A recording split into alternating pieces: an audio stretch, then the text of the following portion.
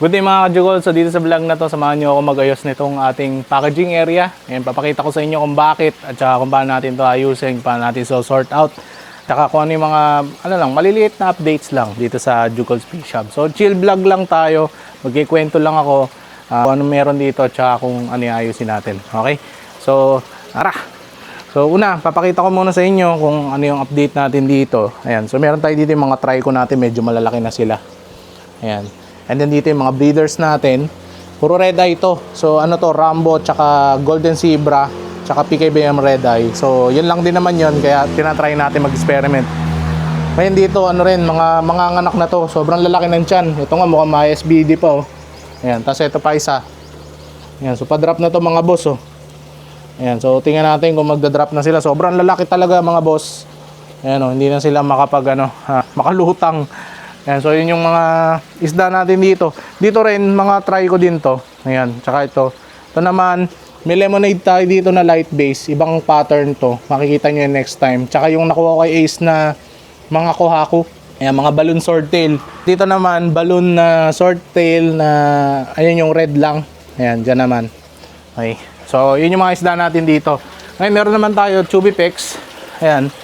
Ay, madali kasi pakain to. Iniwanan ko ngayon, sobrang busy ngayon sa trabaho. Ay, medyo madami kasi yung ginagawa ngayon sa trabaho. Kaya kailangan ko yung iniwanan lang ganyan. Tapos at the same time, papakain tayo ng ayan, Ace Gel Food. Ayan, so sobrang legit mga boss. So andyan sa description yung link natin sa Shopee, sa Black App, sa TikTok. Ayan, andyan lahat yon. Okay. Then sa mga products naman natin, andito siya ngayon. So i-update ko kayo kung bakit ganito yung ayos natin ngayon. Kasi nung nakaraan, umulan. Ngayon. So yung sinil natin nung nakaraan, hindi pala umepekto. Meron kasi tayo ditong alulod. Ayan, nagraran hanggang doon. So ngayon ito nabutas. Kasi baliktad yung pagkakabit nung coupling, ay duktungan nito. Ayan, parang ganito. So may risk pa din ako dito na malikan. Kaya lang kailangan ko na ayusin itong itong area na to. Kasi hindi ko ma-utilize yung space. Ayan. So ganito kasi yung pagkakabit nung nakaraan, baliktad. Kaya kapag yung buhos ng tubig, may chance talaga mag-leak. Ito may bulka seal na, pero ang ginawa ko, sisil ko pa din yan ng epoxy. So gagawin ko, magdidrill ako dito ng butas, tapos bubuhusan ko ng epoxy para mag-seal yung loob. Katulad nung ginawa ko dito, ang ginamit ko nga lang dito, yung nabibili sa Shopee na spray, itong rubberized spray. Ayan. Ano lang to eh. Hindi ko na to i-affiliate pero mabibili niyo sa Shopee. Search nyo lang yung rubber coating o kaya sealant na spray. Ayan. So ginawa ko, binutas ko dito yung alulod. Ayan, kita nyo. Ayan. Tapos tsaka ako in-spray sa loob. Tapos yung sumobra, in-spray ko na lang sa labas. Ayan. Tapos sinisimot ko pa rin to eh para i-seal yung mga ganito, mga corners. Ayan. Pero okay na yan. Goods na yan. So nag-leak test din ako. Hindi nga lang umulan pero ginawa ko, binuhusan ko ng tubig sa taas pero okay naman. Ayan, so ibabalik na natin tong mga shelves natin dito tapos iayusin yung mga product. Ayan, para okay na tayo dito. Yun nga lang medyo na-damage yung mga ingredients natin sa paggawa ng hydroclear. Ayan, medyo nakakaano din na, ayan, medyo na lugi tayo dun sa, konti lang naman, hindi siya lugi.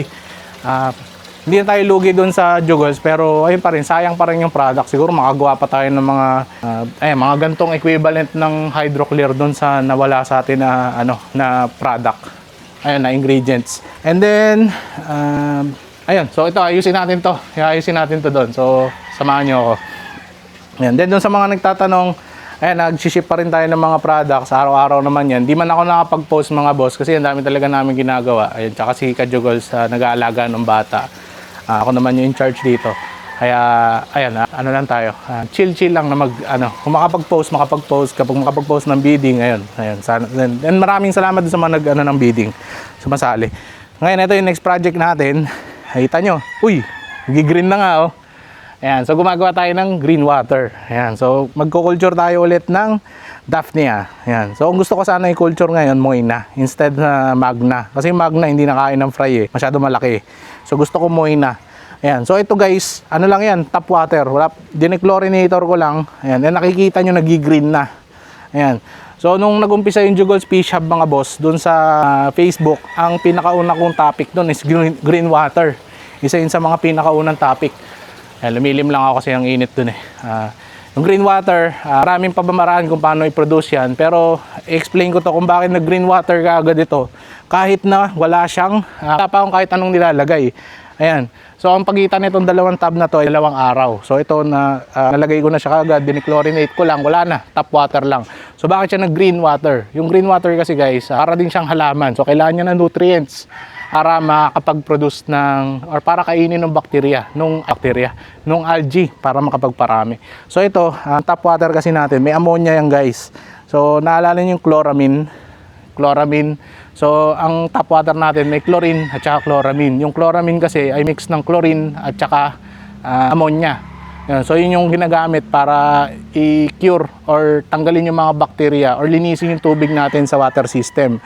So ayan, kapag tinanggal mo yung chlorine, ang natitira is yung chloramine o kaya yung ammonia na na-break yung chloramine.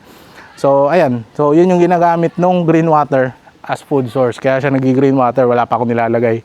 Ngayon sa susunod natin mga video, papakita ko sa inyo kung ano yung pwede nyong gamitin na sobrang linis na makapag-produce kayo ng green water. Yan, hindi nyo kailangan gumamit ng mga jets ng isda. Saka ano lang, isang napakamurang bagay lang. So abangan nyo yung susunod natin video about that. So, yan, ang init dun. Yan. So ngayon, balik tayo dito. Papak lang ako ng orders, tapos kwentuhan lang tayo and then ayusin natin to. Okay? Simulan natin yung paglilinis mga boss. So una natin gagawin syempre ay i-move itong rack na to.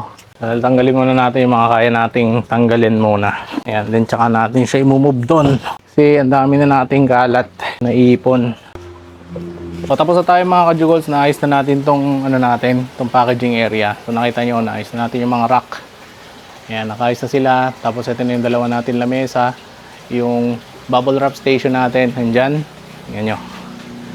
Ayan. So mas maayos na siya kaysa dati. May walking space na. Tapos pwede na tayo ulit mag-ayos ng mga isdaan dito.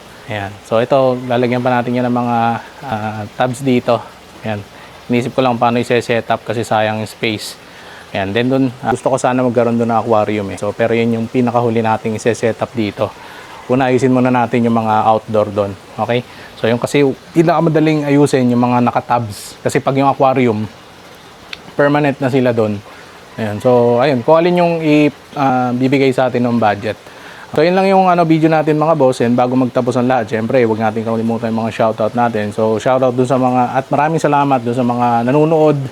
Ayun, na hanggat makapag-shoutout tayo, mag-shoutout tayo. Kung gusto nyo, mag-comment kayo dyan, mag-comment kayo kahit sa video, tapos re-record natin yan. Siyempre, dun sa mga update videos natin, hindi lahat may shoutout, pero shoutout tayo. So, ayun, shoutout and maraming salamat kay Cedric Pasco. Ayun, dun sa niya, naroon siyang page na Cedric Aquasai. Ayun, shoutout sa iyo, boss. Maraming salamat. And then kay Caleb and Caitlin's Goldfish from Aklan. Ayun, nakarating na tayo ng Aklan. And then kay Molly Natab, siya yung fish keeper, Pinoy fish keeper sa California. Nagbe-breed siya sa kanyang apartment na tayo, bahay with tubs. Ayun, nakakatuwa. Meron tayo sa California na Pinoy na nagfi-fish keep and nagba-vlog. Ayun, shoutout sa iyo, boss, and good luck sa yung fish keeping journey.